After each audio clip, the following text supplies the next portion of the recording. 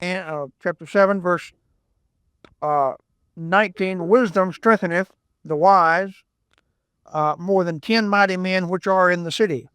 Of course, it's just kind of a common sense thing, but look at Proverbs 21. I'll give you a good reference for that right quick. Proverbs 21 and verse 22. Proverbs 21:22. A wise man scateth the city of the mighty, and casteth down the strength of the confidence thereof. The idea is no matter how mighty the city is, how much power they've got, if there's a wise man that's wise enough, he can outdo them. A wise man can outdo 10 mighty men or 100 mighty men just by his wisdom. That's what happened with Gideon. They outsmarted. You don't just have to be stronger than the enemy, just be smarter than the enemy. Just have more brain power. Just have a touch of godly wisdom about you, and you can overthrow the enemy. And that's what happened with Gideon. They took all those 300 men there with those lanterns and things, and took those top, held that thing up and let it shine there, and it looked like that each one of those lamps burning there, it looked like that thing was representing hundreds of men behind them, because it looked like the head of a column, and it all around it looked like there's 300 massive columns, just 300 men up there.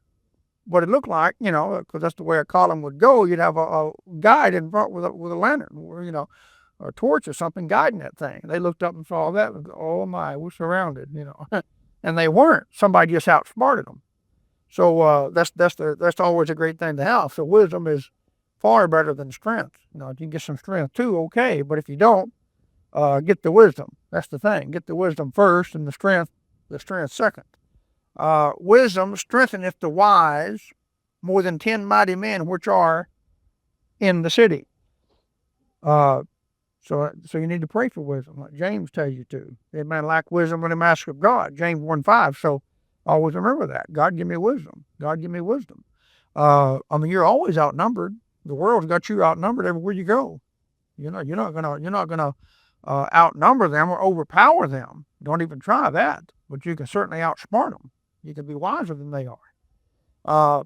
For there is not a just man upon the earth that doeth good and sinneth not. That's a good verse. Good verse. Remember when your salvation, quoting some salvation verses, trying to show somebody that they're a sinner. That's a good one to remember. Another good one, Psalm 39:5. I always like to use. Man at his best state, altogether vanity. You find the very best men that you can find. Pick out the top 10 greatest men that ever lived or are living today or whatever. And the Bible says at their best state, they're vanity. They're no good. Man at his best state is altogether vanity, because man at his best state is still a sinner in need of Christ, in need of salvation. So he's just vanity. He's no count. And that's a good one. And also Romans 3:10 is a good one. For all have sinned, come short of the glory of God. See, that's a good one. No, that's not. There's none righteous, no, not one. That's Romans 3:10. 3:23 is the other one. All have sinned, come short of the glory of God. Those verses are real good just to point out, put on the sinner. And he says here in Ecclesiastes 7:20, for there is not a just man upon the earth that doeth good and sinneth not a one. And what people don't realize is if they're no good, or if they're one of those kind of people that doeth that doesn't do good all the time but actually sin, if that's what they are, then they are falling short of God's glory and they need salvation. People don't see that. They think, well, I've done more good than bad, therefore I'm okay. No, that's not the way God does it. The way God does it is he walks up and says, are you sinless? If you're sinless, you can come on in heaven. Anybody out there sinless? And nobody is. So it's Christ. And God said, well, if you're not sinless, you got to go to hell.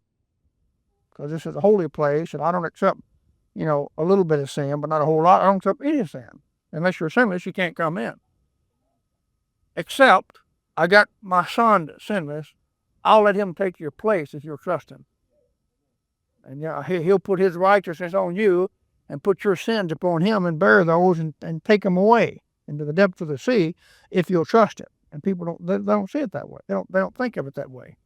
I'd say a lot of Christians don't catch it that way. They got shut. You know, we're talking about this Southern Baptist stuff the other day. It happened to independent Baptist churches too, to some degree. But I think a lot of these, uh, uh, conversions, so to speak, that we hear about, I'm just not too sure about them at all. I like to observe and watch and see how things work, and see what works and what don't work. And when I see something that doesn't work, then if I see something that does work, then I like to go try it myself. So, and even try to perfect it some even more possibly. If it works, do it. But when I see something that don't work, then I say forget it. I'm not going to fool with that. And I don't understand why so many people come along and see something that's not working, and they say, well, let's go ahead and do that anyway. And then they stick it in their church and start doing it. Well, I've always been a learner, even before I was saved. And when I was all, running with the world as a backslider, I still learn things. And now that I'm in the will of God, I look back, I look at what I learned. And I even learn now, looking back and studying what has gone on in the past. I can just sit down and think about the past and learn just by thinking about it for a while. And what I have learned is that there were many, many people in my teenage years that went off to youth camp or something or other and come back and stood up with the church and told the whole church, when I was 6 years old or 8 years old or 9 years old, whatever the thing is, 7 years old, I thought I got saved. And then they start crying and break down. But I realized this week I wasn't saved. Whether so-and-so preached and the Holy Spirit touched my heart, and here the kid is, 14, 15, 16 years old, I realize now what it really means to be saved. I just thought I knew before. I thought, well, that happened in this church. The very people you're talking to right now are the people that were on their knees with you 6 years ago. Why don't these people wise up and say, wait a minute, we're doing something wrong here. We're not making this thing as solid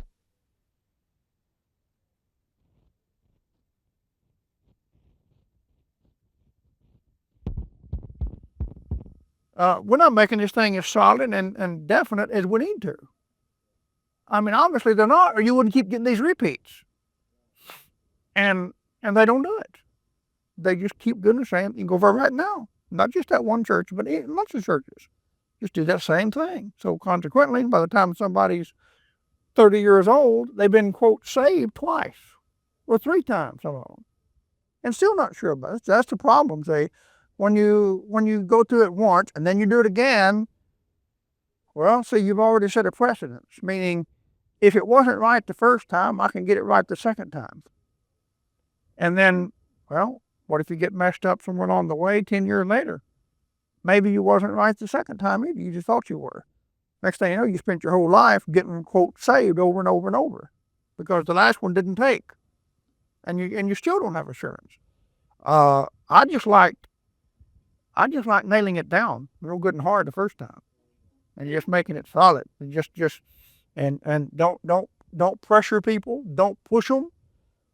Just load them down with the Word of God. Just put it on them, and make sure that when they finally do come to get saved, they know what they're doing. There's no question about what was going on. They knew they were unrighteous, unworthy sinner, and they knew that only the Lord could save them. And I mean, you nail it down. It's not just I let Jesus come into my life. None of that stuff. I mean, soak it in blood. Well, anyway, so there is not a just man upon the earth that doeth good and sinneth not. Also, take no heed unto all the words that are spoken, lest thou hear thy servant curse thee. That's good rule to follow. Don't be too anxious to hear everything that goes on. I mean, some people just, it's amazing how opposite people are in some things. There might be a whole lot alike in many ways, and then in some other ways, two people can be totally opposite. For example, I don't care what people are saying. Janice just said something to Donna. I don't care what she said to Donna. It means nothing to me at all. I ain't picking at you. I mean, I just see. I think, didn't you say something to her or she say something to you, or both? Both. Well, whatever. I don't care. They might have been talking about me. I don't know. but I don't care. I figure they probably weren't, but if they were, I don't care. You said it doesn't bother you that they might have said something about you? No. I got too many other things to be concerned about. Okay? I mean, what if they were saying something about me? It might have been something good instead of something bad. You said, well, it's probably something bad. Okay, it's something bad. How's that going to hurt me? How's it going to hurt me? It ain't going to hurt me a bit. See? The only thing that's going to happen is if I want to find out about it and I mess around and hear it, then I get irritated about it because I heard it. Well, I got less to worry about if I don't hear it. So just tune out. See? I've got an advantage, and that's the fact that I'm hard of hearing, and I got what's called a moderate, quote, severe to moderate hearing loss in my right ear. So that's become an excuse for me, because I don't like hearing what most people have to say anyway, because I've learned that most people don't have anything worth saying, and so I just kind of tune them out. I don't pay much attention to them, and I find myself all the time at work. Somebody will say something, and that's then my name comes up, and I look up and they're talking to me and said, "What do you think about that, James?" I said, "Think about what?" Now, it's not that I'm deaf. I mean, I could have heard more of what they were talking about if I wanted to hear it. But I just tune them out. I mean, I can just do that. I'm just thinking about what you ever been watching something on television or reading a book and it's just really interesting and somebody speaks to you and you don't even hear it. Well, your ears aren't plugged up. It's just your mind is not focused on hearing. Your mind is on something else. And my mind pretty much stays like that all the time.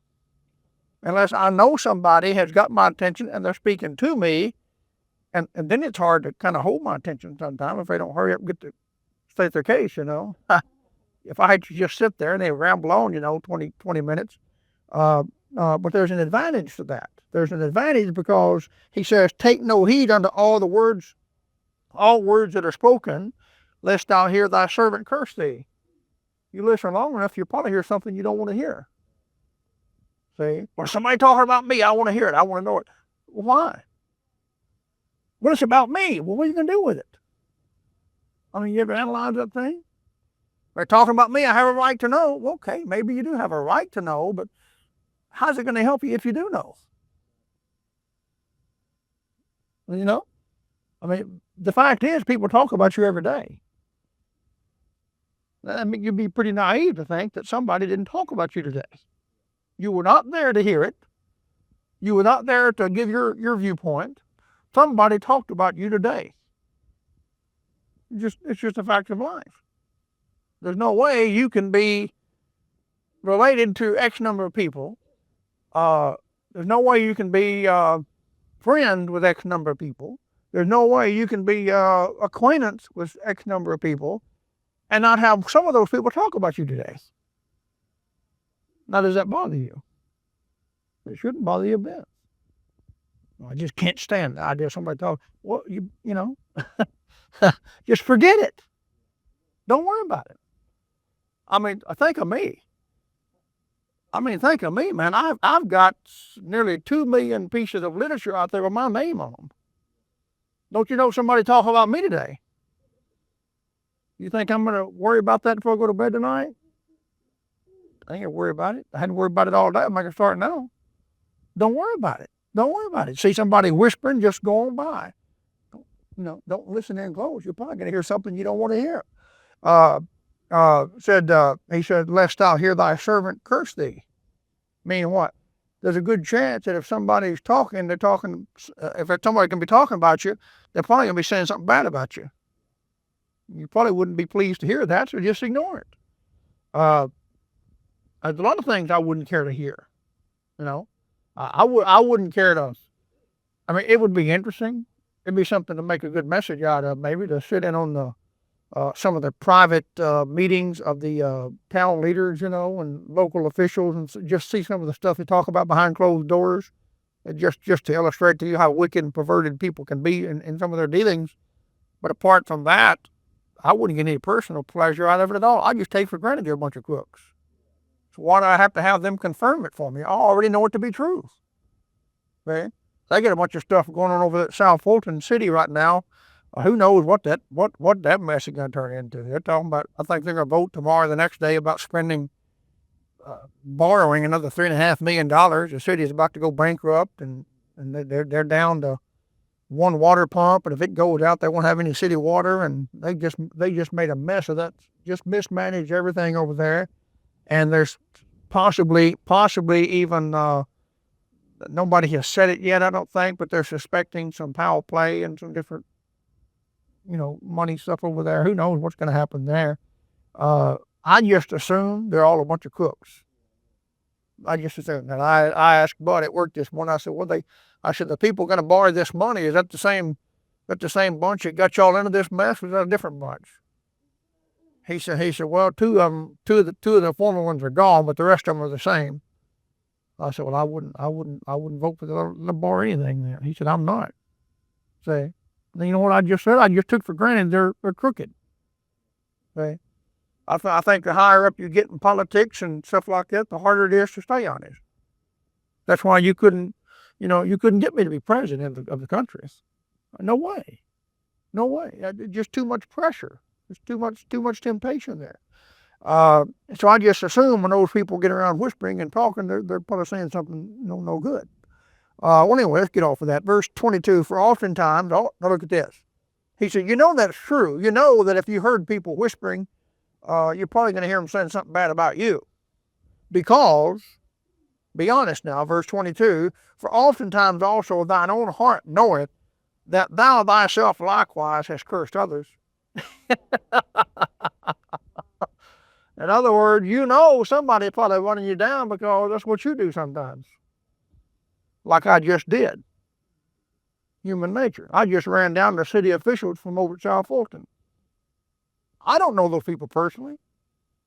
I just assume they're a bunch of crooks because of the mess they got on their hands and have had on their hands for a long time. And they're continuing to get a bigger mess on their hand by going $3.5 million more in debt.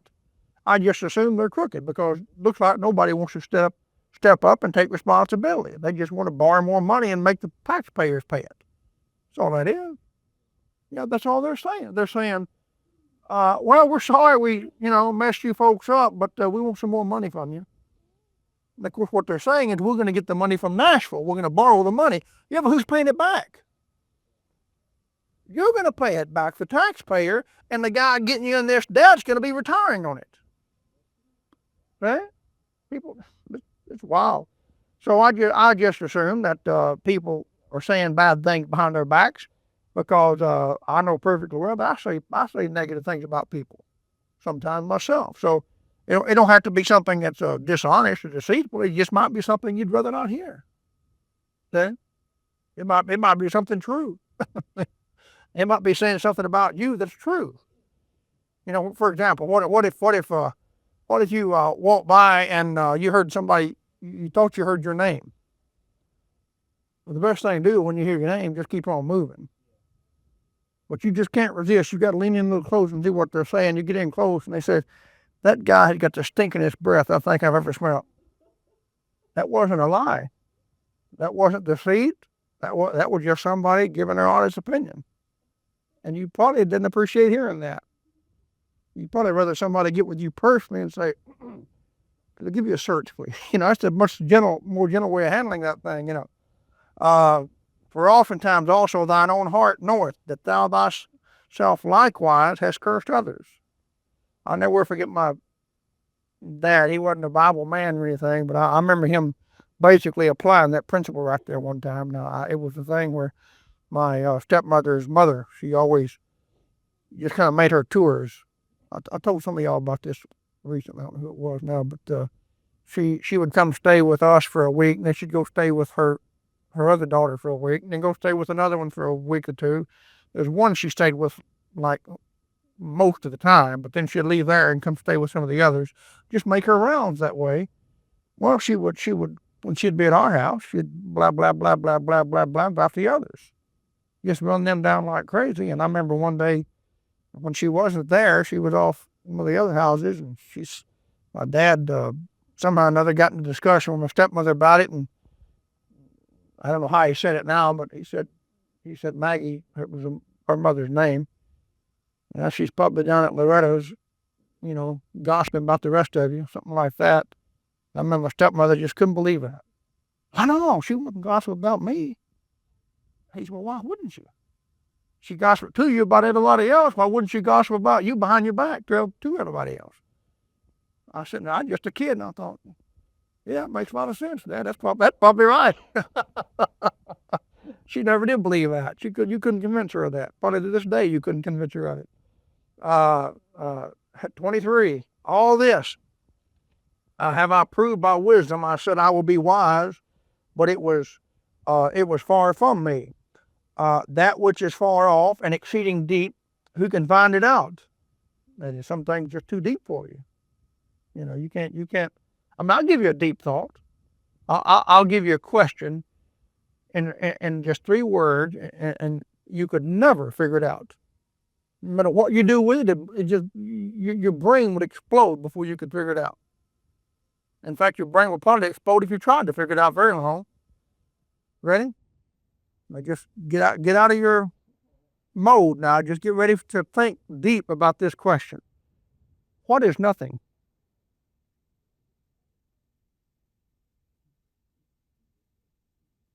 What is nothing?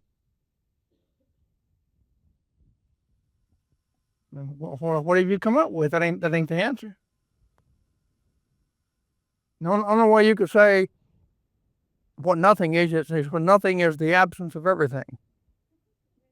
But what is that? You said, well, just total darkness. No, that's something. You said, well, just no air, no darkness, no light, no nothing. What is that? See? Anything that you would think of to fill in the blank would be something. So you can't answer the question, what is nothing? You know why? You're not God. See? And before God made everything, evidently there was nothing. Except God. I'm talking about material, why? Universe. But you start trying to figure that thing out, you can't get it. Here's another one. Where did God come from?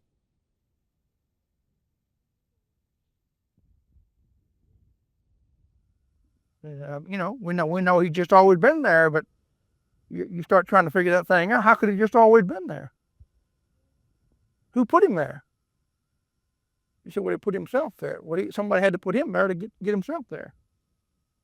Now, I know that's not true, see. I'm just saying the natural mind wants to head in that direction. You say, well, how do you explain it? I can't explain it. It's too deep for me. That's my point. Because the natural mind said, well, God could not have always just been there. He had to be put there by somebody, somewhere, somehow. Somebody or something had to put him there, and that's when he became there. He didn't just come from nowhere and just always exist himself, because that's impossible. It's impossible with you. But with God, it is possible, because after all, if somebody put God there, then how did they get there? Kind of like looking in a mirror. You ever thought about that? Hold a mirror up in front of a mirror. You know what you're looking at there? You're looking at something that never stops.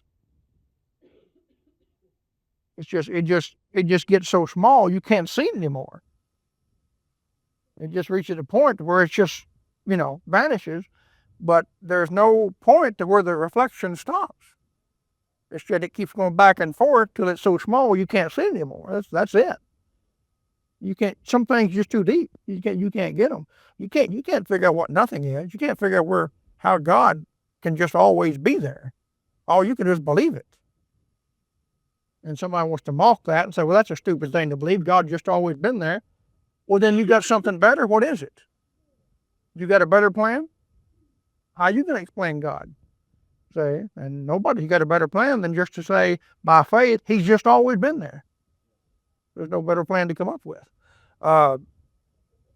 That which is far off and exceeding deep, who can find it out? That's deep. 25.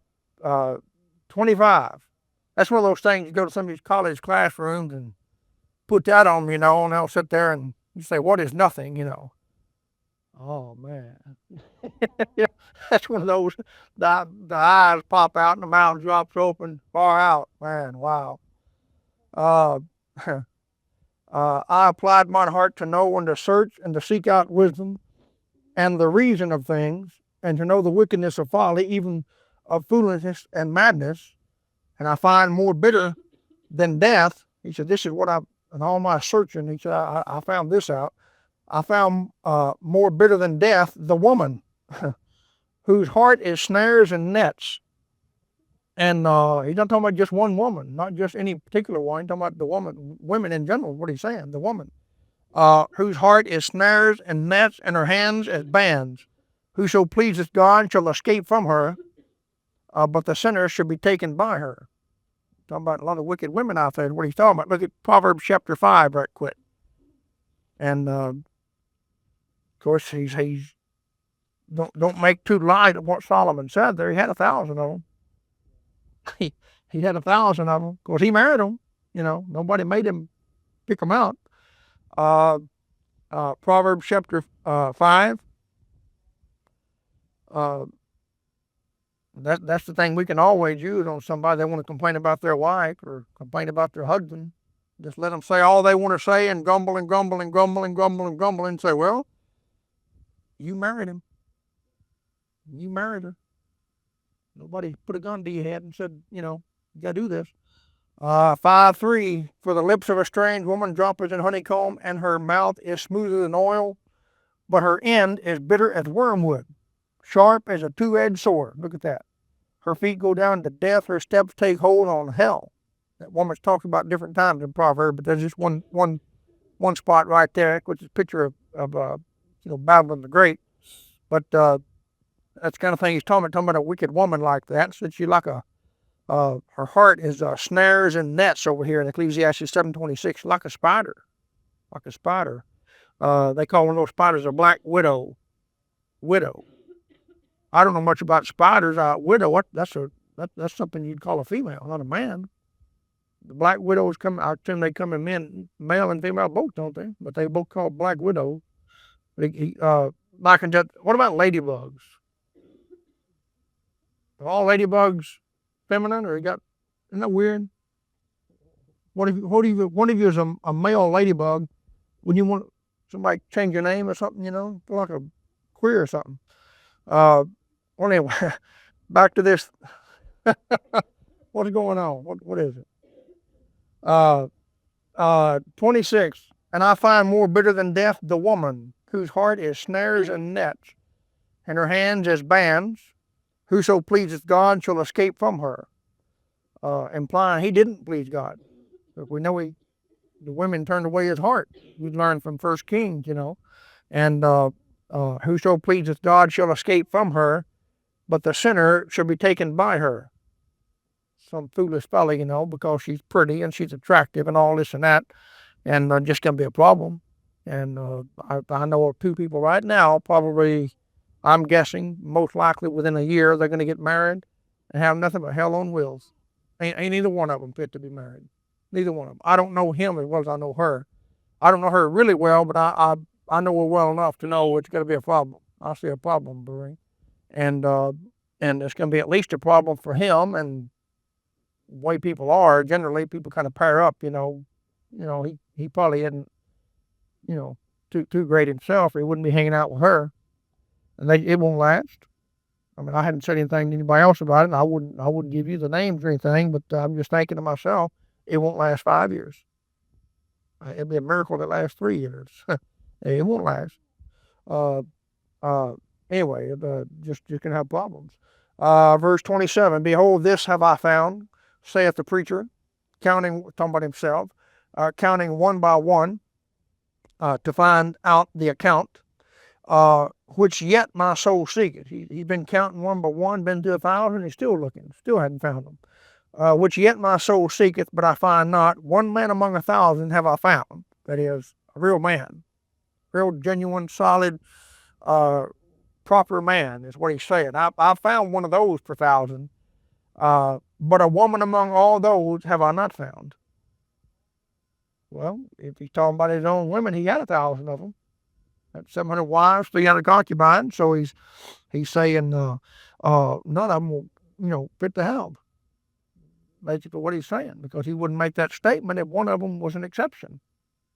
Now we realize that we get the Song of Solomon. He says some favorable things about one of his wives, but just evidently looking back as the years go by, he still isn't too, fond of even that. Or if she's an exception, then he's talking about all the rest of them or something.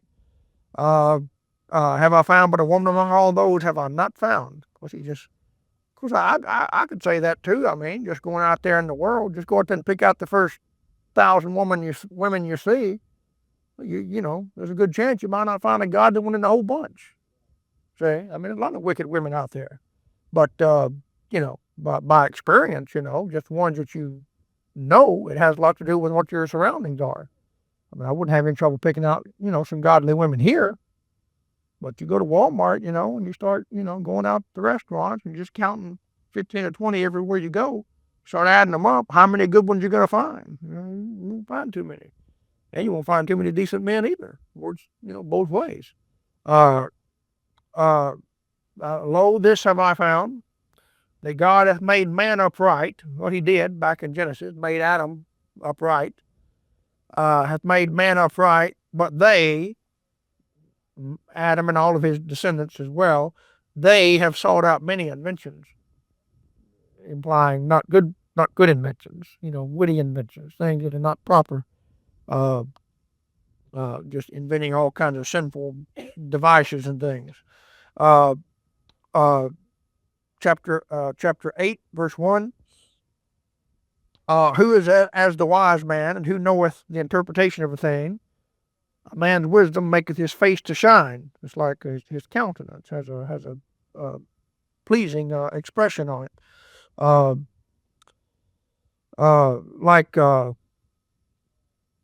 Like Moses when he came down from the mountain. That's an extreme example of it, of course, but it's that kind of thing. Man's wisdom maketh his face to shine, and the boldness of his face shall be changed. That is, if he had a bold, stubborn, stiff-necked spirit about him that caused him to have a kind of a bitter, hard face, when he gets the godly wisdom that he needs, it'll change his countenance. You have a more pleasant face and a more pleasing look about him. 2, I counsel thee to keep the king's commandment, and that in regard of the oath of God. It'd be like Romans 13, 1-4. Power to be ordained of God, God's over things, just like you're under an oath of God to abide by God's rules and God's laws if you're in a position of authority.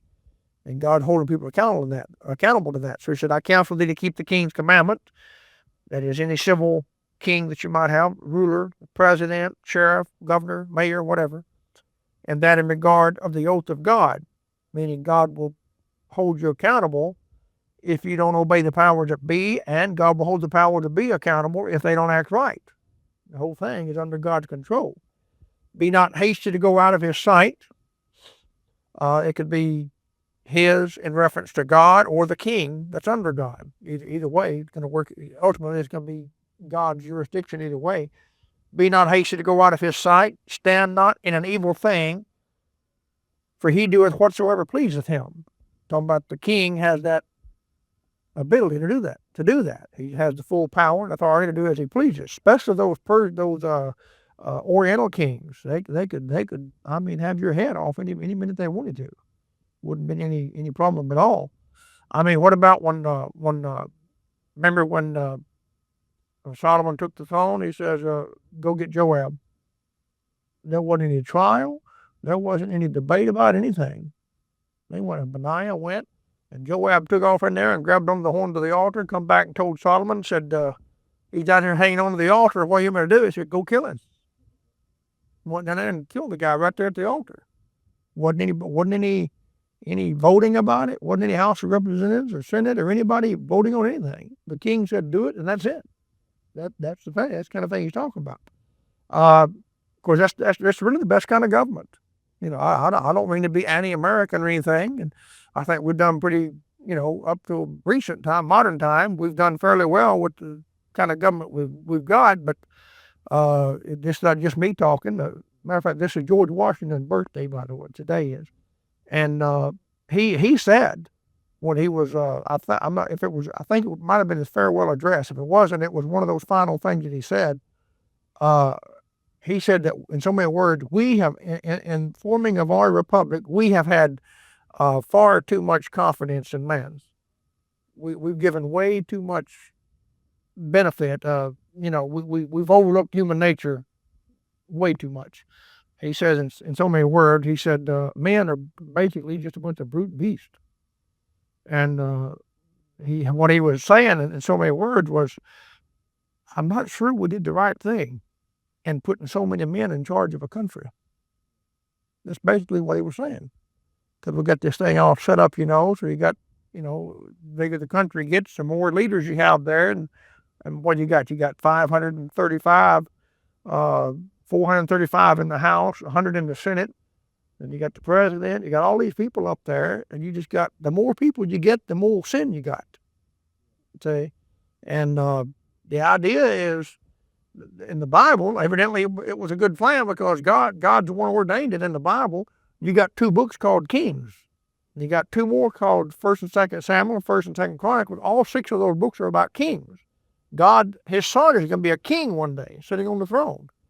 No democracy to it, no republic to it. A democracy is not as good as a republic, and a republic is not as good as a theocracy. I mean, a monarchy, and a monarchy is not as good as a theocracy. So we're really at the next to the bottom. Democracy is the worst. Just anarchy, the worst, but and as far as just acknowledge civil governments in this world, everybody thinks democracy is the greatest thing. Democracy is the worst thing you could set up as a government. That's why we didn't set one up in this country. That's why when we look at that flag, we say, into the democracy for which it stands? No, republic for which it stands. We set up a republic. And that's what Franklin said when he come out of that Constitutional Convention. They said, sir, what have you wrought? He said, a republic if you can keep it. And we didn't keep it. The whole thing just falling apart. Democracy means the people get to rule. In its basis form, it's the old adage, mob rules. The people get to rule. Call your elected officials and voice your opinion. And you wind up telling that guy to vote the way you want him to vote instead of him voting the way he knows he's supposed to vote. That's not a good system. That's only a good system if all the general population are wholly righteous, knowledgeable people. Most of them are. You got a bunch of jugheads out there. All they got to do is call up the elected official and say, I just don't think this is right. They didn't treat me right down here. And he goes up there and votes in favor of who? A bunch of people that don't know what they're talking about. That's a democracy. That's no count. That's no good at all. So I'm getting on my point here, but the point is that the best kind of government is a monarchy. For this day and age would be a monarchy, and that shows how bad things are getting, because about the only monarchy I guess you got left in the world is England, and that's not really even a monarchy anymore. It's just kind of there. But the king don't have any power that much. Parliament, we got Parliament and the Prime Minister and all that stuff going on that kind of do everything. The way it ought to be, what I'm saying is, as you get down to the last days and human nature just degenerates more and more and more. We'll get further and further away from that perfect man that Eve and Adam. 6,000 years out from that, we're getting further and further away, so that we've reached a point. Do you realize before World War I, all throughout history there were monarchies. And then you get in the 20th century with 2 world wars, bam, no monarchies left. And it just happens to be in the last days up before the Lord's return. It must be the devil's doing something. And you got to get rid of the kings to get it done. Why? Because where the word of a king is, there's power, verse 4. He said, I want the power.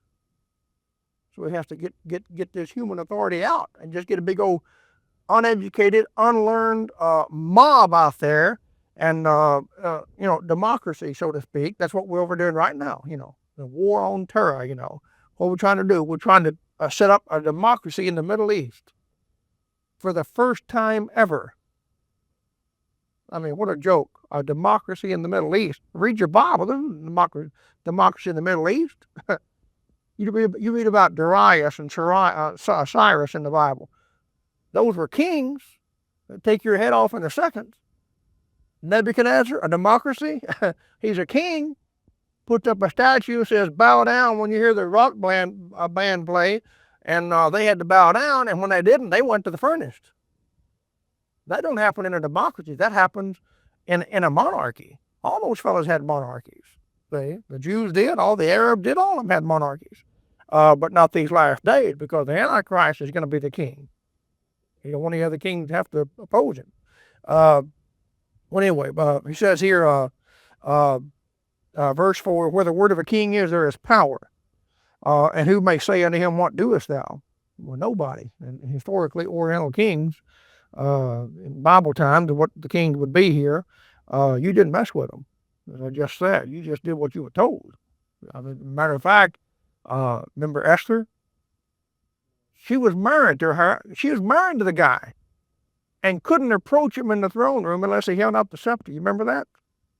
I mean, what a thing. Maybe I'll try that at home, not let her, talk to me unless I hold out the, something. Where the word of a king is, there is power. And who may say unto him, what doest thou? That's a good verse to remember about your King James Bible. It's called the what? King James Bible. I mean, you sure don't need a new international version. You need something with a king connected with it, because where the word of a king is, there's power. The word of God is quick and what? Powerful. See? Why? Because it was authorized by a king. See? A king has authority from God. And all those kings knew that too. Throughout history, kings have always known, especially those British kings, long about the time of the King James Bible, they had this thing about the divine right of kings. And they knew that they were appointed of God.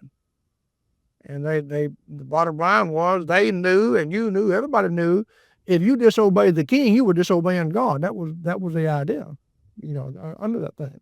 And that's why so many of your loyalists in America, in the colonies, there was such a split between the patriots and the loyalists, because the loyalists said, no, we're going against God when we go against King George.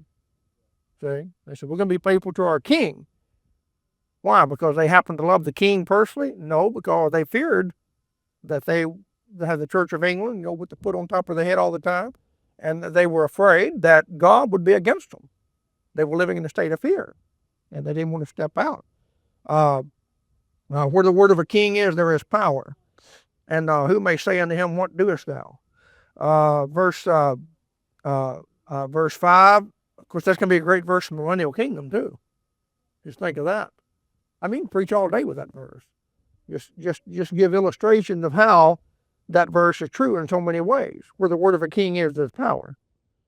Are you king in your home, men? You ought to be king in your castle. It might not be a very big castle, but you ought to be the king of it. When you say something, that ought to be it. I mean, the Bible talks about every man bearing rule in his own home. Say, you preach out in some churches, split the church just about right down the middle with that kind of talk. You say where the word of a king is, there's power. Christ on the throne in the millennium. There'll be power there. He said there can be such power that if you call your brother a fool, you're in danger of hellfire, he says. That ain't true today. Paul wasn't worried about that thing. He called the Corinthians fools, 1 Corinthians 15:36. But then the millennial kingdom, that thing will be true. I don't say it's good to go around and call anybody a fool today. I don't say that either. I'm just saying, doctrinally, that thing points to the millennial kingdom when you have a monarch on the throne, Christ himself sitting on the throne. Anyway, let's move on here. Verse 5, whoso keepeth the commandment shall feel no evil thing, and a wise man's heart discerneth both time and judgment. True, be careful about the way he lives and how things are going and what's going on. 6, because to every purpose there is time and judgment. Therefore, the misery of man is great upon him. That is, he's being judged.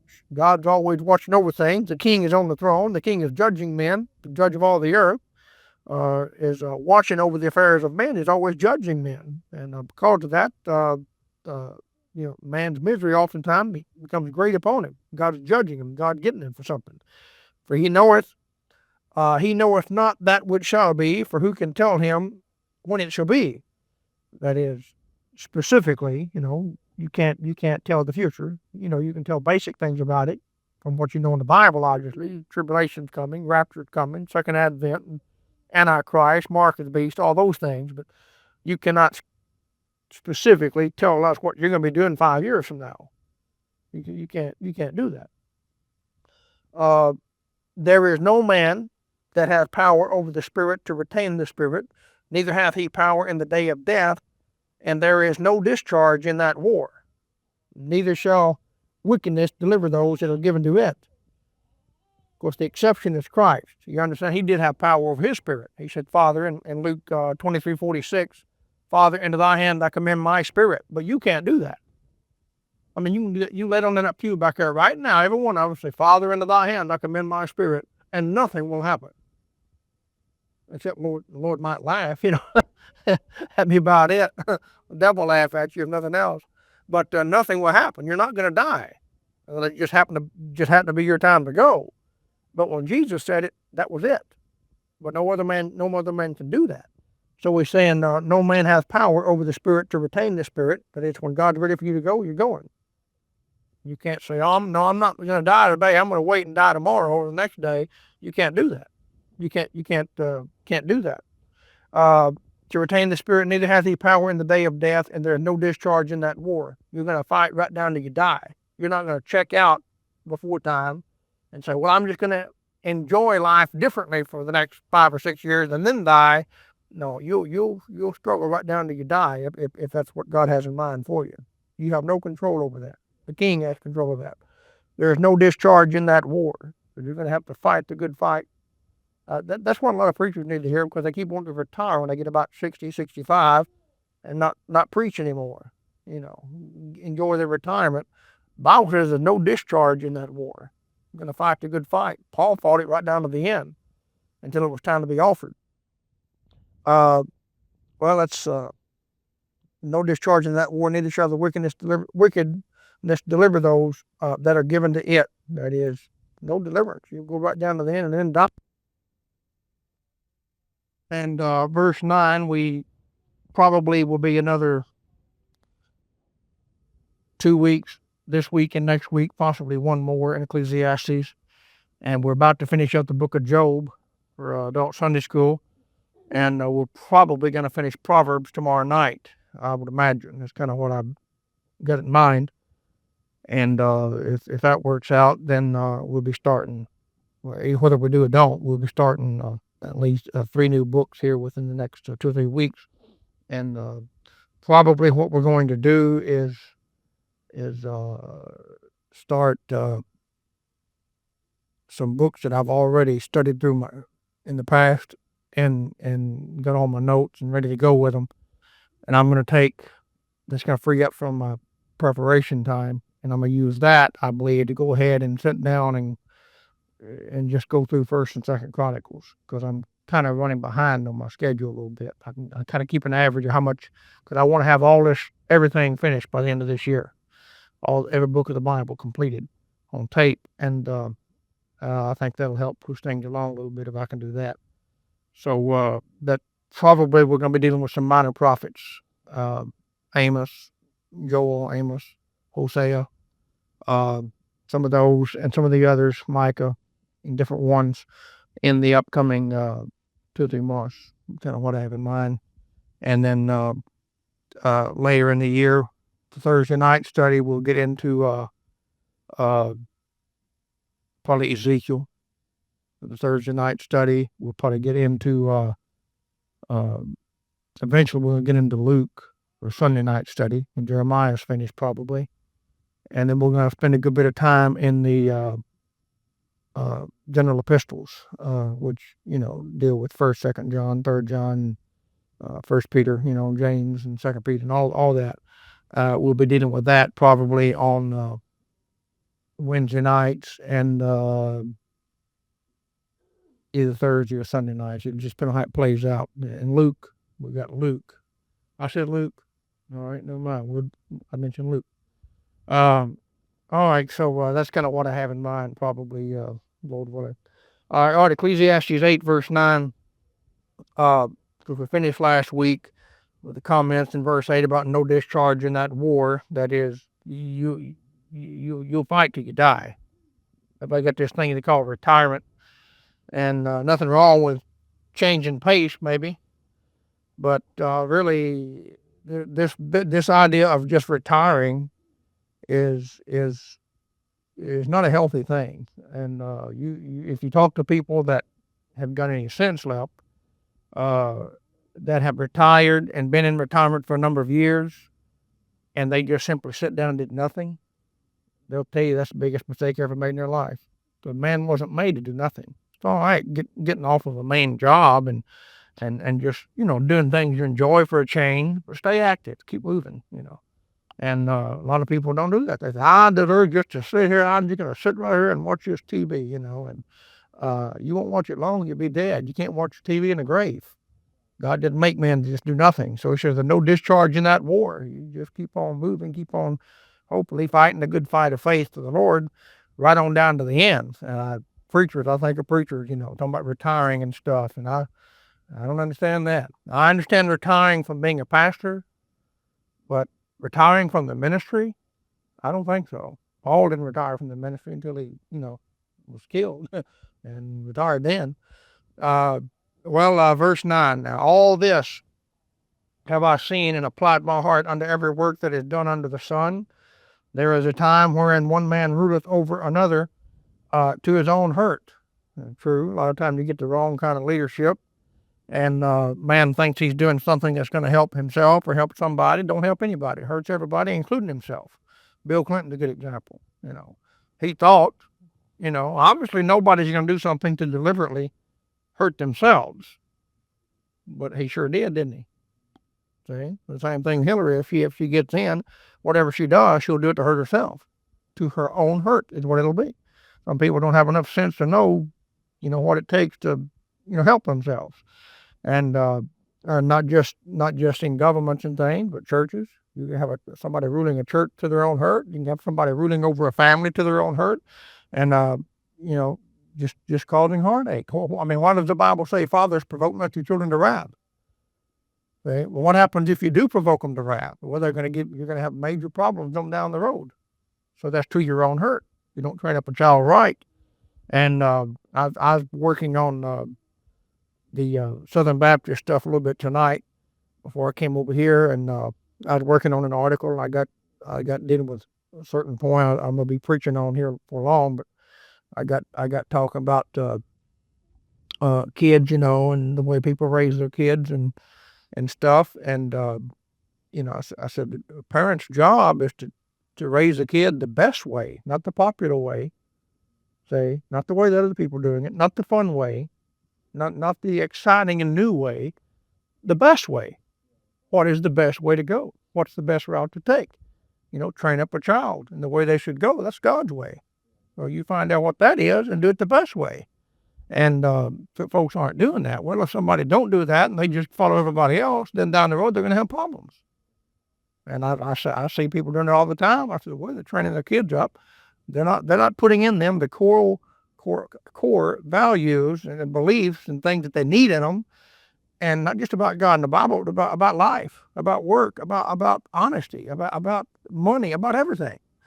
And consequently, those kids are going to wind up getting married and be married 2 or 3 years and make a total wreck of their marriage and get a divorce. You just see it coming. It's there right now. Well, what are the kids? What are the children of these parents that are going through all these divorces and problems and wrecked homes and things? What are the children going to be like when they start families? It's just going to be worse. It's not going to get better. And nothing short of a great awakening is going to change that. And I don't see that happening anywhere. I see a great falling away. I don't see a great awakening. So a lot of people are going to rule all kinds of ways to their own hurt, including their families and their churches and their homes and everything. Verse 10, and so I saw the wicked buried, who had come and gone from the place of the holy, that's the temple, in this particular time, and they were forgotten in the city where they had so done. This is also vanity. It's vanity. Well, obviously, it's not a good, more than just vanity. It's just plain wrong that wicked people would get to take part in temple worship and stuff. Good lesson for us today is we don't allow wicked people to come and take part in what we got going on here. I mean, they can come and listen to the preaching, by all means. We'll preach at them. But we don't allow wicked people to join up with us and be counted among us. We don't allow that. And yet, he said that's vanity when that gets to go on. Yet, many churches do that. That's one of the things I talked about recently, about some churches won't deal with sin. They won't take action against sin. Well, sin involves sinners. It involves people that commit the sin. Well, what are you going to do about it? This guy last night, I mean, tonight, he's here worshiping with us in the service. Last night, he was down to Masonic Lodge with those guys. Are we going to do something about that or not? Okay? It's vain. It's vanity to let that thing continue unchecked. It ought to be dealt with. So he said that's not a good thing at all. Joab, for example, he come running into the temple there and grabbed onto the horn of the altar, and not the temple, I mean, but the tabernacle and all that. Come there and grabbed the horn to the altar, thought he was in the holy place, and he had some safety. God didn't respect that a bit. Solomon said, go kill him. So what am I going to do? This man is holding on to the horn to the altar. He said, well, kill him there. I sent you to kill him, so kill him. I'm not sending you out to do something wrong. See? So kill him. I don't give it to the altar or where he's at. Don't matter where he's at. If God's will be done, if it has to be done in the church house or in the back alley someplace or at the police department or electric chair, if it's God's will, do it. That was the point. Because sentence against an evil work is not executed speedily. That's the key word, speedily. That's got to be done fast. Therefore, the heart of the sons of men is fully set on them to do evil. There's your good memory verse. If you want a good memory verse from the Old Testament, that's a dandy right there. And the one reason that it's so good is because it's not just good and true for you to know, but that's one of the things in the Bible that lots of people agree with. Common, ordinary people out in the workplace that you meet day in and day out, they are just as frustrated as you are about our criminal justice system being so slothful and just letting killers get off. And so killed 3 people and went to prison for 6 years. Now he's back on the streets. That's wicked. That's ungodly. See, Bible said you kill one person, you're dead. You don't let people off like that. And it says here, because sentence against an evil work is not executed speedily. I think I heard just that last couple of weeks they've been having this trial of Ken Lay and these Enron executives and stuff. But when did all that stuff happen? It's been 2 or 3 years, hasn't it? See? That's wicked. That's just plain wicked. That's ungodly. That's not speedy judgment. See? That thing ought to be, whatever happened to a speedy trial? Forget that stuff. It's gone. That they ought to took that whole bunch out within 30 days. I know it takes a little time to get some things together. Okay, you got 30 days to get it together.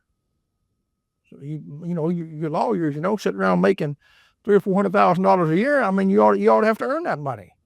Get out there and get your staff in gear and get your evidence and get all the evidence you can within 30 days, and get it in gear and get it done. And if it's well, I don't know how to go about all the ifs and buts and now. I should say if it isn't done in 30 days, and start finding somebody, I guess that'd work, find the judge, find the lawyers, you're going to be fined $10,000 for every day over 30 days that you're not ready for the case. Something like that. I bet that'd get them moving, get them in gear. But it's speedily. You take them out. The Bible don't have this, we'll set a court date for this. We'll set a hearing for this. No, in the Bible, you kill somebody, you take the guy out and stone him, and that's it. I mean, it's none of this drag your feet about it. And that stuff's going on. They'll drag that thing on. That Saddam Hussein business they got going, that thing will drag on forever and ever. Let all the media people, let all the lawyers, let everybody get everything out if they can. Then they'll take the guy out and do whatever they're going to do with him. Because sentence against an evil work is not executed speedily, what happens? Therefore, the heart of the sons of men is fully set in them to do evil. The heart is set on wickedness. Why? Because they don't see immediate judgment. If people could see, guy goes out here and kills this fella, and by the end of the week, the guy's put to death for it, that changed things. If you knew, I mean, if you picked up the newspaper, or you heard on the radio, let's say you're driving to work this morning, and you heard on the radio that down here at Cadillac's, juke joint down here, last night there was a big old fight, and a bunch of men got in a big old fight, and one guy pulled out a knife and just cut another guy's throat, just killed him, went and bleed to death right on the spot there.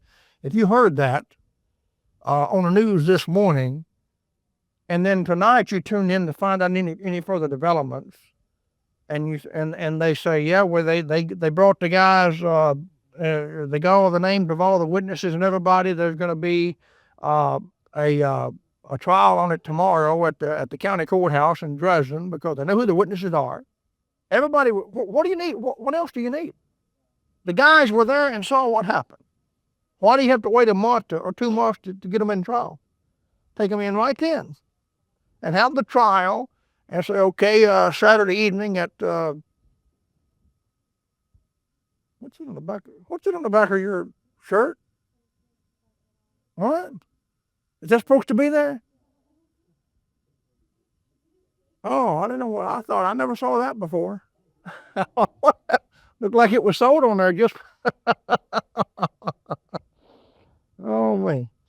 But if that happened like that, and then you got an update like tonight or tomorrow, and then this weekend the guy was killed, boy, you'd see a lot of stuff changing. But it's not done that way. They just drag it out. And carry it on and on and on forever. And then next thing you know, people feel like they can just get away with it. Look at Ezra chapter 7, right? I'll give you a quick reference for this. Ezra chapter 7.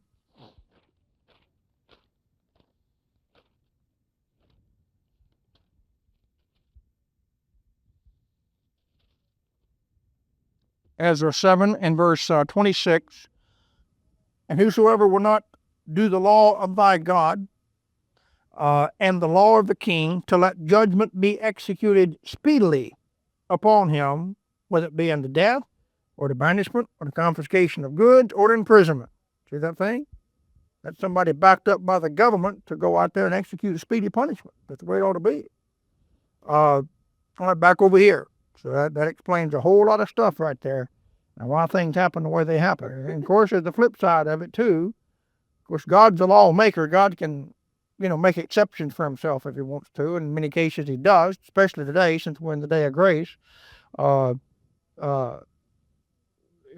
sentence against an evil work is not executed speedily. Well, God doesn't strike you dead every time you do something wrong. We're under grace. So, as far as our relationship to God is concerned, by way of salvation. Because the Lord is not willing that any should perish, but that all should come to repentance. That's why he's long-suffering. He extends his mercy for a long period of time. But he never told governments to do that.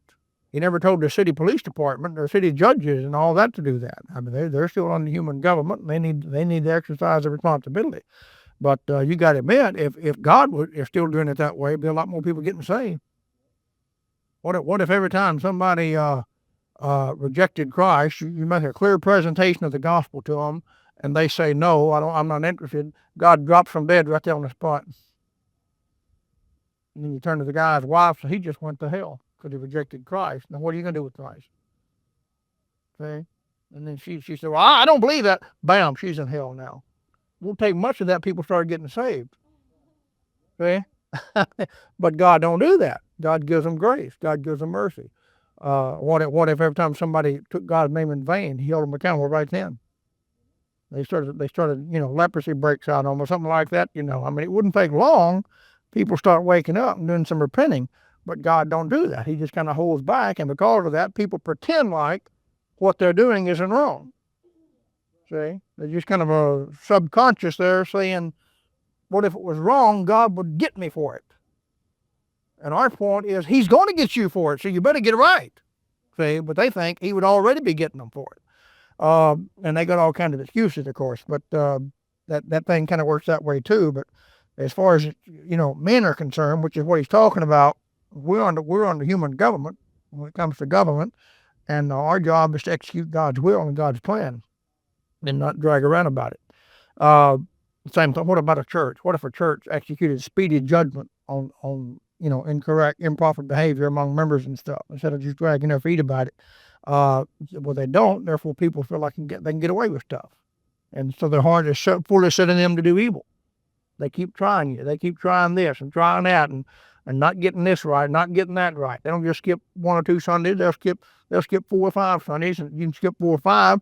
That's a month and a half. Well, you can skip 2 or 3 months and just come back at Christmas and Easter. That's evil. That's ungodly to just come to church on Christmas and Easter. But they put up with it.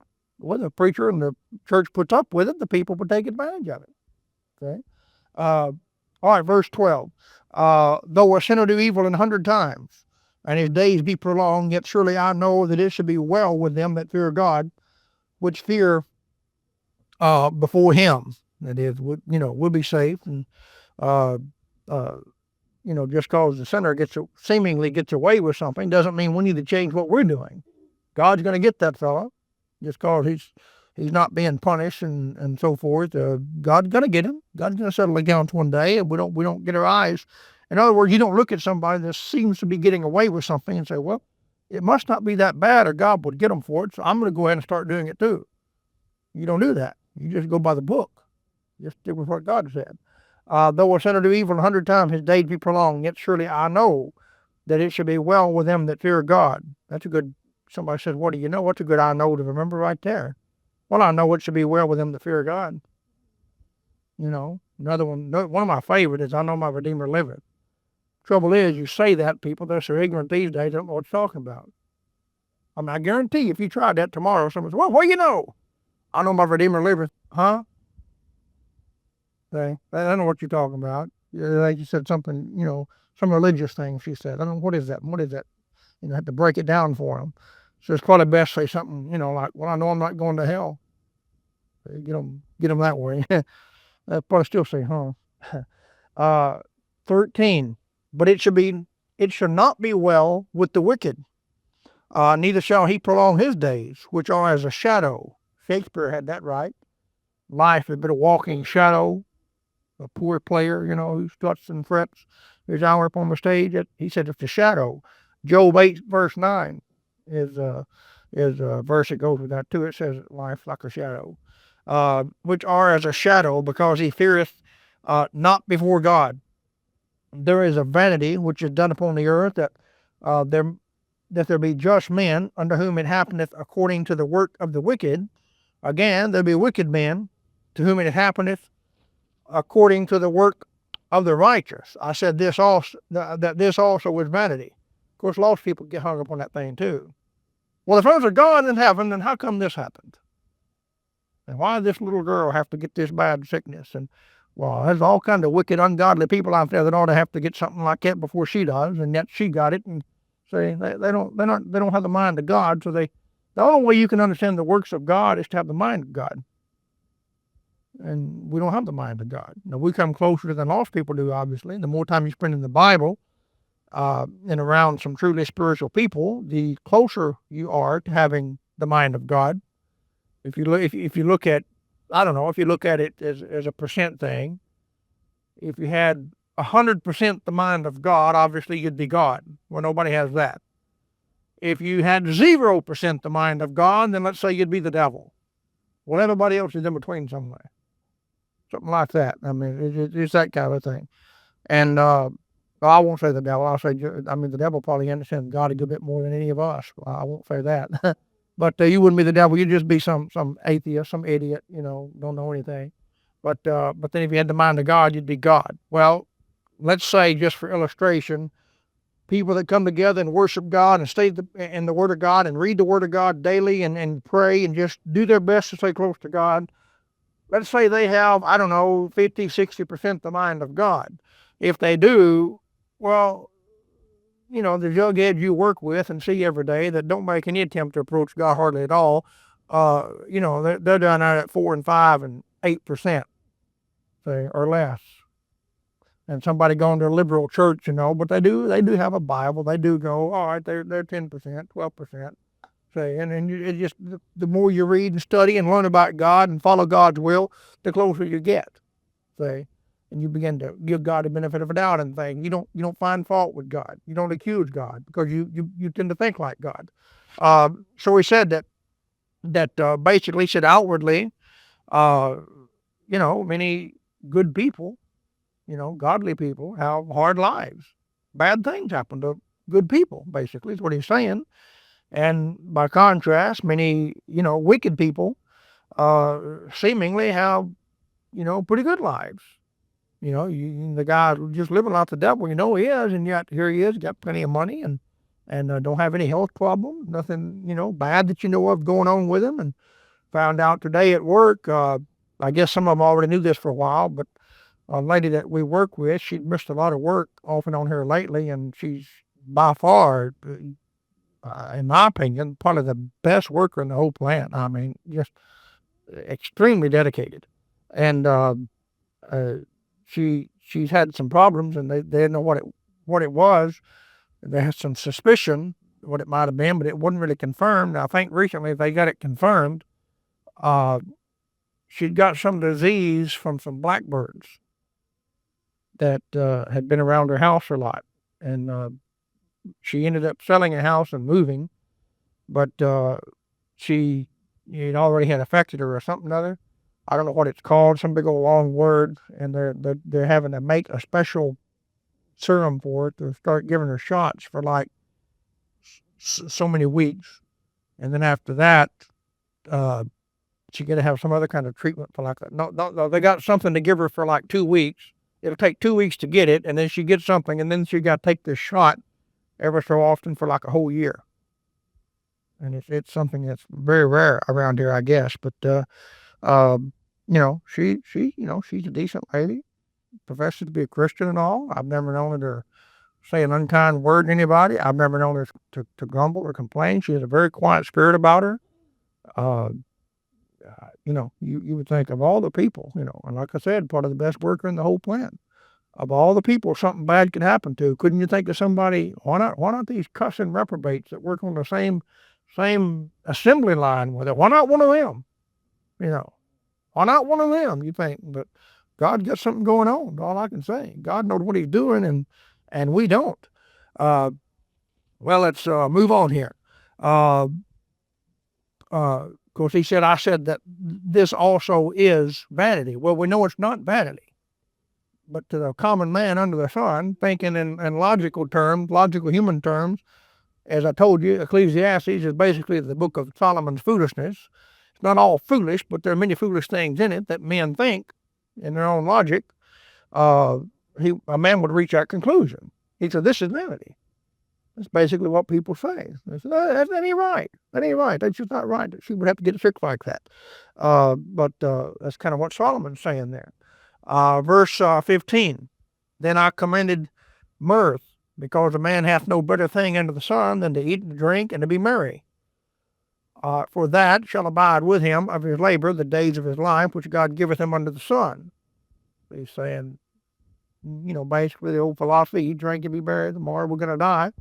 He said that's pretty good philosophy in light of how things work in this old world. That's kind of what he's saying there. Of course, we know that, yeah. Not the Stoics. I think come to Acts. I think the Epicureans. Uh,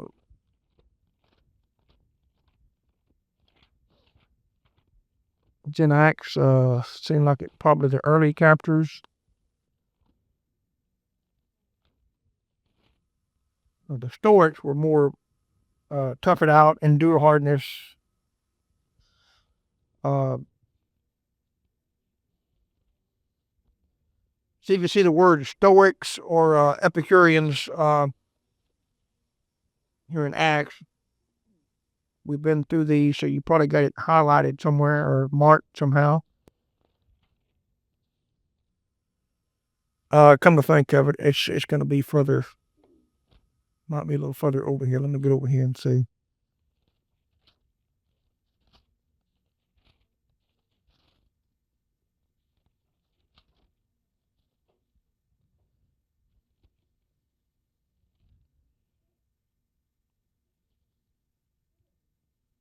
We'll find it in a minute. Uh,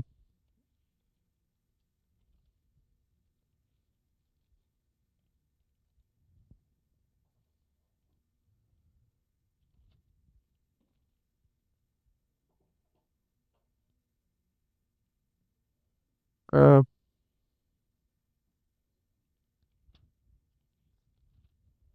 if anybody sees anything before we do, speak up. I want something about the Stoics and the Epicureans. Uh,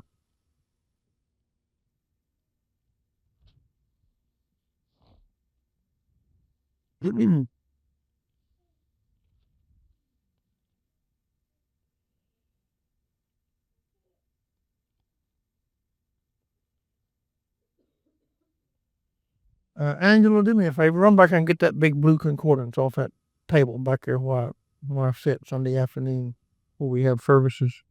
We'll find that booger.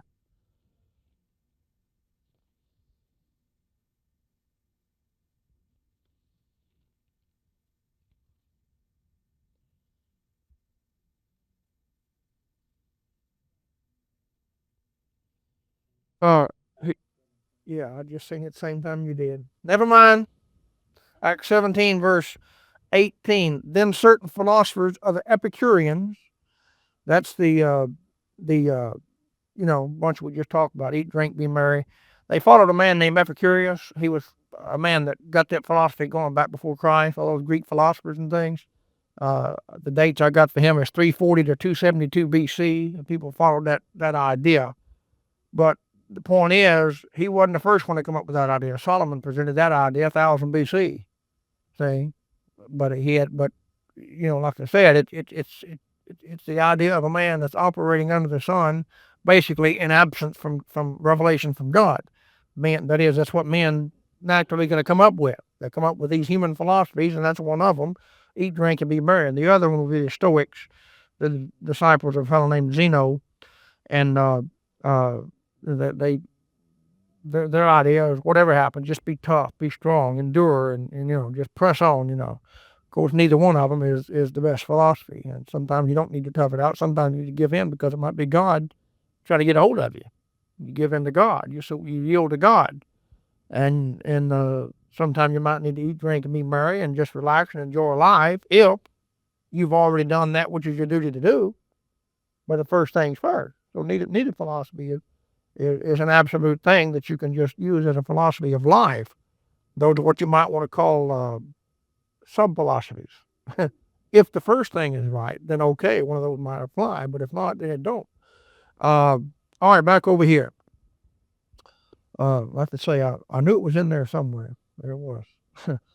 All right, Ecclesiastes 8.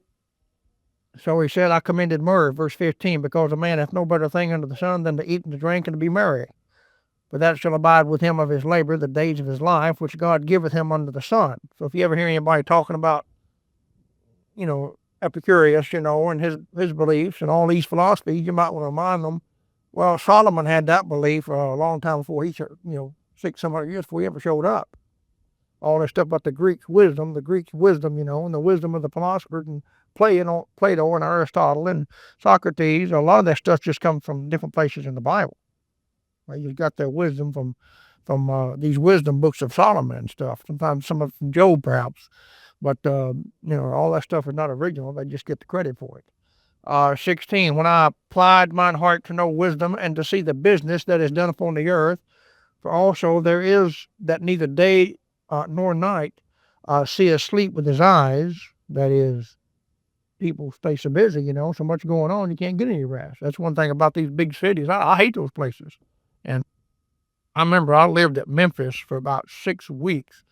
After I got out of high school, I went to a business school down there for just a short time. I actually I started midterm and went to like an accelerated semester, double up on everything, and halfway through the semester in order to get a full semester in. And went through that thing, and I lived in an apartment down at Whitehaven. And I don't know why they call it Whitehaven. I still haven't figured that out. It's Blackhaven more than anything else. But they call it Whitehaven. They might have changed the name, but now they still call it Whitehaven. They still call it that. But anyway, they I down there, and that place was just here I am, a country boy, coming from out Knox Daniel Road, Union City, between Union City and Fulton Highway there, and out in the country, and well, you know where it's at. You live out that way, and here I am from that area, Obion County Central High School, Reeves Elementary School, living out in the country all my life, just about, and go off down and live in that mess. Boy, that place, you talking about a jungle, man. It was just nonstop. It wasn't any quieter at night than it is in the daytime, probably louder at night. I mean, all night. I mean, you get up, you can't sleep, you want something to do, fine, just get up and go downtown. There's plenty of stuff happening 3 o'clock in the morning. Just go downtown, just anywhere. You might be, here if you drive, you get up and go downtown 3 o'clock in the morning, everything is closed except, here in Martin, you're going to have 3 J's open, convenience store, won't anybody be there but the employees, sitting there reading the newspaper, drinking a cup of coffee, stay awake. Go over to Little General over yonder, that'll be open, and Pockets might be open. I'm not sure about that. That'll be it, man. That's it. Martin, everything else in Martin is dead. And you go down there, nothing is dead. Yeah. You go down there, man. I mean, standard businesses are closed. The attorney's offices and the clinics and things like that. But boy, everything else is moving. The malls are closed. But all the convenience stores, there are restaurants that are going. I mean, it's just traffic up and down the highway. People getting so many people there. They're getting off at work all these different hours. Traffic just constant up and down the road. I thought, man, business, you're too busy for me. Let me get out of this. Feel like I'm in hell or something. Get out of this place. So he said, the business, it just blows your mind. I mean, not only that, but what if a man starts trying to study the business of this world and tries to figure out all the things that are going on in this world? It drives you crazy. It'll just completely drive you nuts. And one reason I wrote our book on the New World Order is to try to simplify a very complicated subject. And it still isn't very well received. The book is not, it just trickled out there like I kind of figured it would. And I think one guy ordered like 6 or 7 of them the other day. That kind of, stunned me. I thought he was ordering the track or something instead. But Dinah, you had that order. He's actually ordering the book. That's kind of unusual, but unless it's a bookstore or something. But the reason I wrote that is because when you start trying to study that subject, it's just like a massive spider web. It's just all these different angles and avenues and all these different things. And, I don't specialize in this, but what I said what needs to be done is I know there's some truth to it. I know it's not all true though. And I know some of that stuff is so far out, what would you do with it if you understood it all? So I said, I just want to take it and just somehow bring the basic, bare common ingredients into covers of one book and just lay it all out in some manner that can be understood by the common person. And I think that's what I did. And I hope that's what I did. But trying to understand everything, no way. And I read through Brother Grady's book. I mean, God bless it. Artie's a good man, and does a good job, and it makes sense when you read it. It really does. I read through that. I say, amen, that makes sense. That makes sense. That makes sense. But man, after you come to 1,000 pages, you done forgot the first 500 because you got so much more new information that you're bringing in. It's not like you just read a few and then kicked back and remembered. It's now this connects and this connects and this, it just, when he was preaching here, you remember, he was up here telling about his first book. He started trying to remember these names of this missionary that did this and this Baptist and Baptist history that said this and did this. And his name was, well, you get my book back there, you get his name out. What you saying? I just forgot the name. What's the problem here? He's just human like anybody else. We all forget things. There's just too much business out there. There's too much going on. And this side of heaven, you're not going to remember it all. And that's one reason a lot of people never learn the Bible too well, because they think they're supposed to learn it all as they go. They think they ought to be able to read a chapter and just tell you everything about it. And they read another chapter, everything about it. And then remember it all. You can't do that. Just go through it casually, relax, enjoy yourself. I say this, if you don't enjoy your Bible reading, there's something wrong with it. You're doing it the wrong way. Somehow, you're doing something the wrong way. You ought to make it enjoyable. You say, well, I'm just trying to read too much. That's why I can enjoy it. Well, then slack up. You say, well, if I read 5 chapters, I can enjoy it. But if I read 2 or 3 chapters, I can enjoy that. Sometimes just 1 chapter, I can enjoy that. Well, then pray about it. Now, don't get me wrong. I'm not saying, if you don't always enjoy it, you need to quit. I'm not saying that. The devil might get in that thing and get you all confused too. But I'm talking about as a regular thing, keep your Bible reading enjoyable so that you're actually learning and benefiting and stuff. And whatever you're going to do, try to benefit from it. And there's just too much stuff out there. I read things all the time, but when I pick up some books to read them, I know right away, by the time I read through the first half chapter or something, I know right away, this is the kind of book I'm going to have to do context reading, basic, generalized reading, and it's not something I'm going to waste my time wading through every single sentence with, because it doesn't matter anyway. And these heavily fine print documented things, I just scan through it and get the meat. Leave the fat there for later. If I need to come back and get some fat, I know where it's at. But I don't just try to just take everything in, Well, anyway, I'm trying to get on my point here. But he said, when I applied my heart to know wisdom and to see the business that is done upon the earth, well, you're going to see a lot if you see all that. You try to figure out what the Masons are doing, what the Catholic Church is doing, what the Bilderbergers are doing, and what the Black Pope is doing, if there is a Black Pope, and is he still the Black Pope, and is he the real Pope, or is the other Pope the real Pope, and what the 33rd degree Masons are doing, what the 32nds are doing, and what the difference is, and are they still doing it, or was it just this one case that it happened, and is it a regular thing, or how many of the low-level Masons know about that, and is that really happening, and does it happen here locally, or just in the bigger lodges, or, you just keep going and going and going. Some of that stuff needs to be known, but just get the basics and drop it. Don't just keep trying to go on and on and on. You go crazy. Money, trying to figure out money and banking and stuff, man, I don't understand all that stuff. I understand this. If you owe somebody some money and the interest rate is, 8%, you'll pay them a whole lot more than if you have some money in an account and the interest rate is 8%. You'll pay a lot more for that money you owe than they'll pay you for the money that you have in their account. I know that. I got a statement today in the mail on our savings account, and not rich or anything, but we got a little bit of money stashed in that thing. For 3 months in the savings account, the interest was like 20-something cents. 1/2 of 1%. What a thing. And that's wicked. I don't understand all that, but I understand it's wicked. I understand that. I understand if somebody's going to loan you some money, if you have to pay back, 5 or 10% or more sometimes, and yet if you got money in their bank just sitting there for them to loan out to people, possibly even you, you're only going to get 1/2 of 1%. I know that's wicked. I bet it won't be like that in the millennium. I bet you that.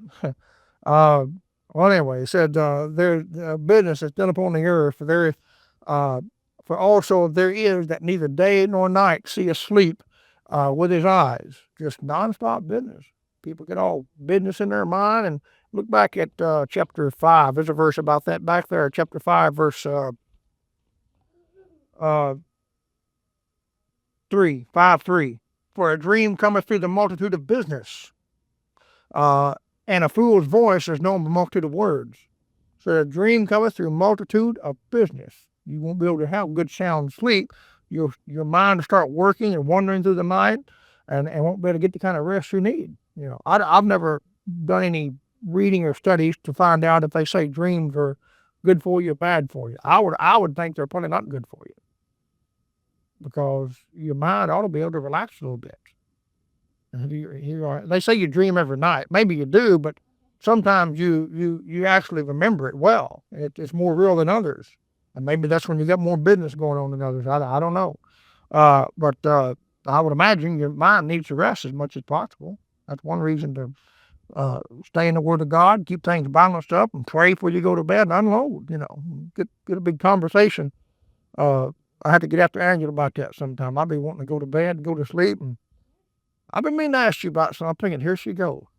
I said, I'm meaning to go to sleep. And we have to, have to slap her a couple times and, go, go on back to sleep.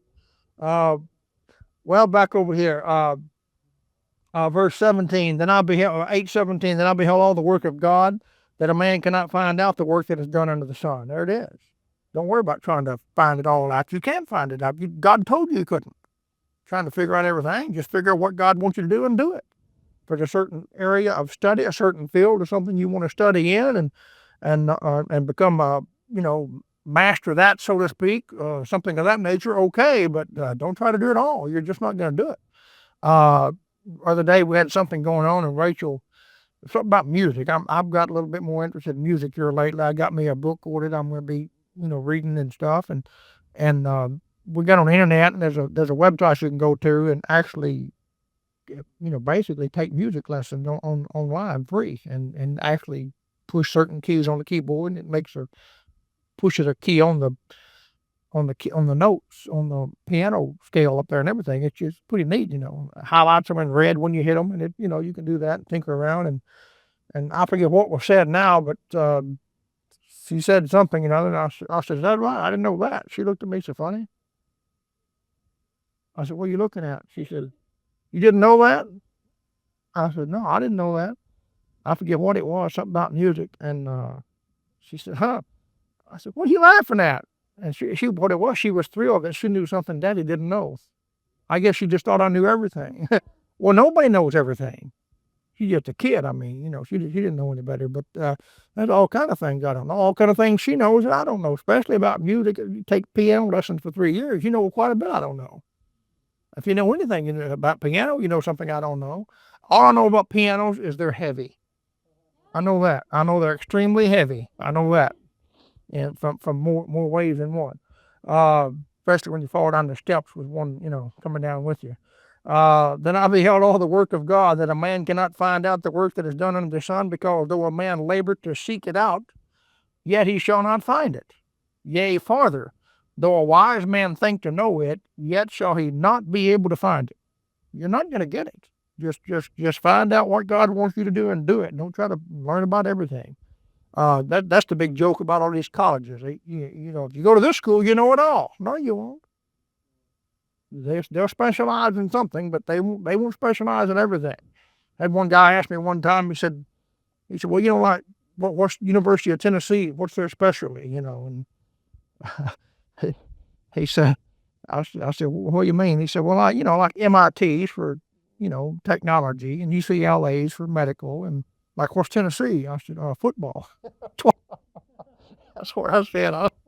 That's all I can think of. About football is all I can think of. Well, let's stop there.